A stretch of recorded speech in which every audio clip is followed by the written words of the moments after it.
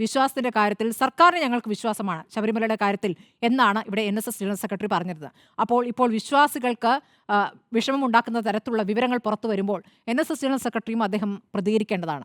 ഈ സ്വർണ്ണപ്പാളിയുമായി ബന്ധപ്പെട്ട് അദ്ദേഹം പ്രതികരിക്കേണ്ടതാണ്. വെള്ളാപ്പള്ളി നടേശന്റെ കാര്യത്തിൽ ഞാൻ പറയില്ല. വെള്ളാപ്പള്ളി നടേശൻ ഈ പറയുന്ന ശബരിമലയുമായി ബന്ധപ്പെട്ടല്ലല്ലോ സർക്കാർ വിശ്വാസം രേഖപ്പെടുത്തിയിരുന്നത്. അത് മൈക്രോ ഫിനാൻസ് കേസുമായി ബന്ധപ്പെട്ടും ഈ വിദ്വേഷ പ്രസംഗങ്ങളുമായി ബന്ധപ്പെട്ട് കേസെടുക്കാത്തതിലൊക്കെ ഉള്ള ഒരു വിശ്വാസമാണ് അദ്ദേഹത്തിനുള്ളത്. അതുകൊണ്ട് അദ്ദേഹത്തെ മാറ്റിയെടുത്തുന്നു. പക്ഷേ general secretary NSS general secretary ഇക്കാര്യത്തിൽ ഒരു പ്രതികരണം നടത്തുകയാണ്.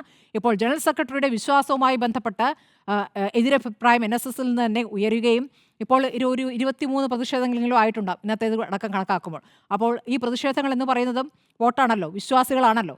അത് ഈ പറയുന്ന NSSന്റെ ആ ഒരു ഘടനയുമായി ബന്ധപ്പെട്ട് NSSൽ ജനറൽ സെക്രട്ടറിയുടെ വിശ്വാസം എന്ന് പറയുമ്പോൾ ആ 300 പേരിൽ ഒതുങ്ങുന്നു.